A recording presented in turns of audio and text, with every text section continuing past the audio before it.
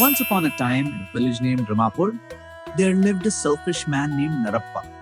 He's too greedy to fill his stomach, didn't dress well, and never helped anyone. The entire village had been suffering for 2 years due to poor crop yields. One day, his sister, who lived in the same village, came to him and said, "We're struggling even to eat. I came to ask if you could help us financially. The kids are starving. Please don't say no. Do you think I earned all this money just to feed people like you? Get out of here and don't come back." Hurt, his sister left quietly. Narapa's wife, who overheard everything. "Why are you like this? That was your own sister asking for help. We don't even have children and we have plenty of money. You've already made a fortune by charging high interest to others. What will you even do with all this money? How dare you talk to me like that? You'll only understand the value of this when you earn it yourself. I don't need your suggestions. It's better if you stay silent." Narapa never listened to his wife and never helped anyone. One day, his wife called a carpenter to their house to do white paint work. As a festival was coming up, the carpenter asked for 100 rupees to paint the entire house. She agreed and asked him to start the work. Narapa found out she was paying 100 rupees for the painting. "What? Why should we pay so much for such a silly job? I don't like this. We can do it ourselves," he said, and sent the carpenter away. Then he went out and brought all the materials needed for painting himself. His wife tried to stop him. "Why are you straining yourself for this? You don't even have experience in this kind of work. He would have done it perfectly if you just paid him. Enough with your talk. Just bring me that ladder." He started painting the walls. After some time, he slipped from the ladder and fell down hard. Oh no! God, someone please help me. I think my leg is broken. Please take me to a hospital." He cried out in pain. His wife took him to the hospital.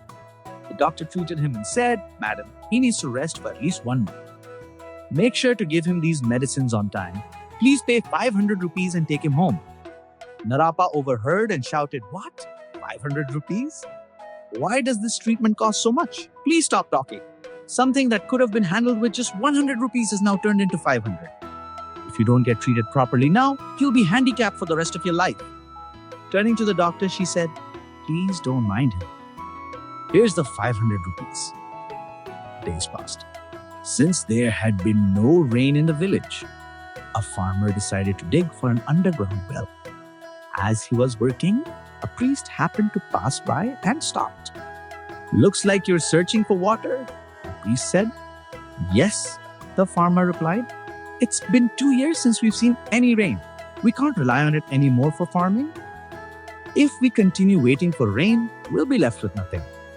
"You're right, but you won't find water in the spot you're digging now. Try digging over there, in that corner. You'll find what you're looking for." The farmer started digging in the spot the priest had suggested.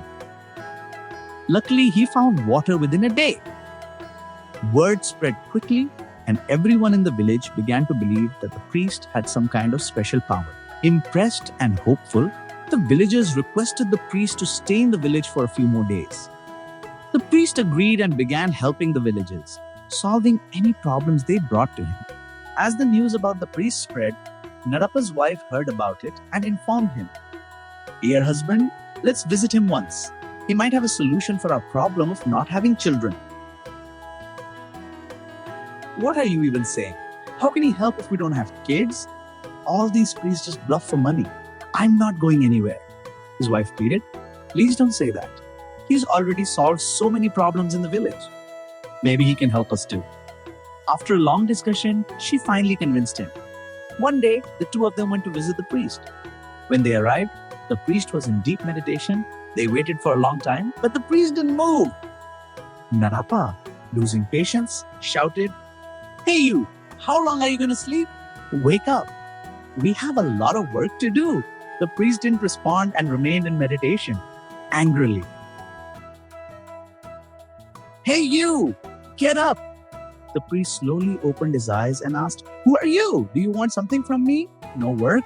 No request? My wife dragged me here. You're here to know whether you'll have children. You will very soon." "Thank you, priest. Everyone in the village speaks of your greatness. That's why we came." We're so happy to hear this.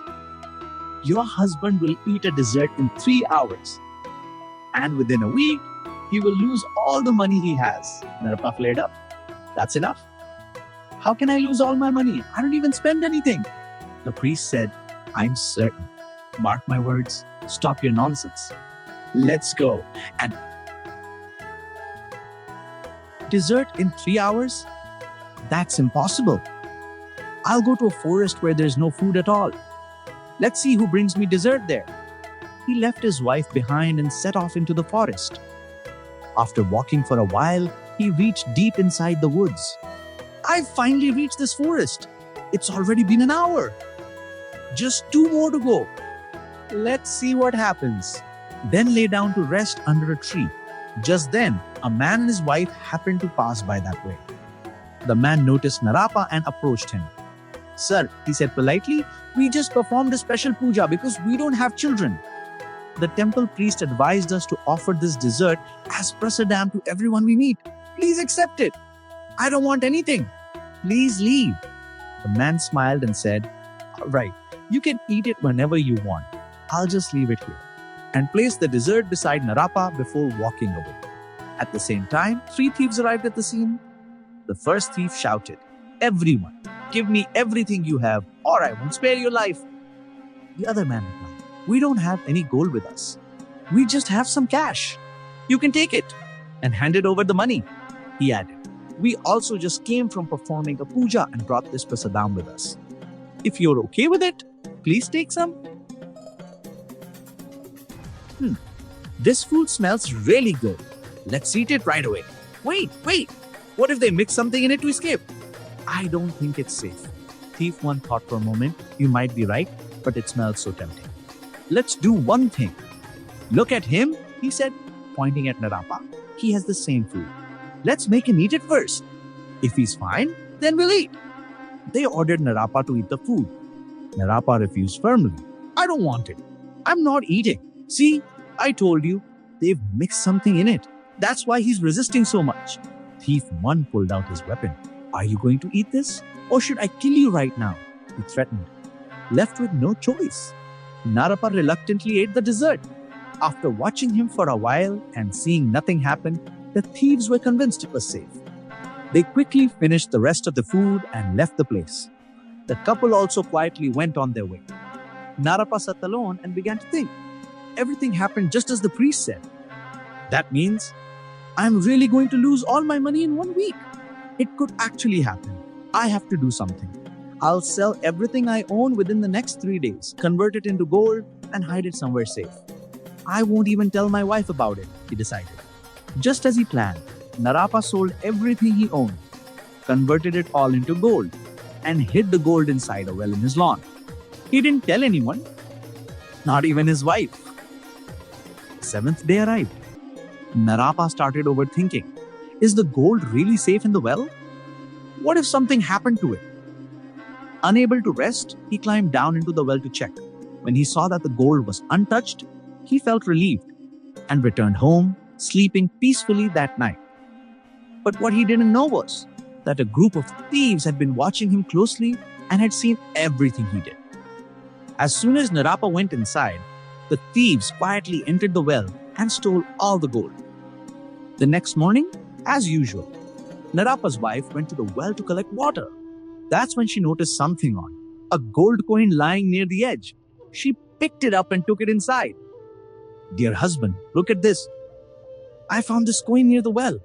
It looks very valuable. Narappa froze. His face turned pale. Without saying a word, he rushed to the well and saw the truth. Everything was gone.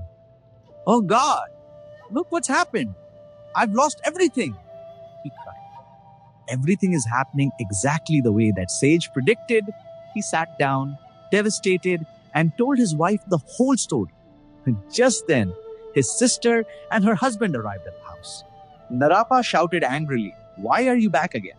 I don't have any money now. I just lost everything. You can leave." His sister calmly replied, "We're not here to ask you for money. Last night, we saw some thieves roaming near our house. My husband caught one of them and beat him. We found this bag of gold with them. When we saw the necklace inside, we realized it belonged to you. That's when we understood your house had been robbed, so we came here to return it. She handed the bag to her brother. Narappa looked at it, stunned. All the gold he thought was gone forever was right there in front of him.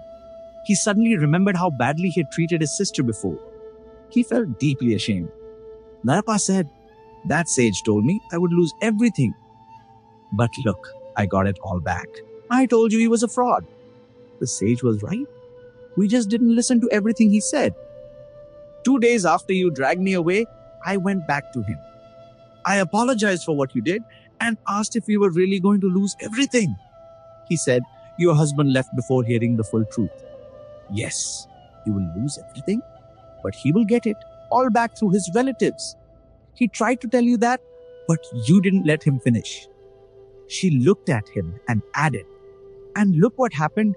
You lost everything, and your sister brought it all back." From that day forward, Narappa changed his ways. He gave a share of his wealth to his sister and finally let go of his selfishness. The family lived together happily ever after.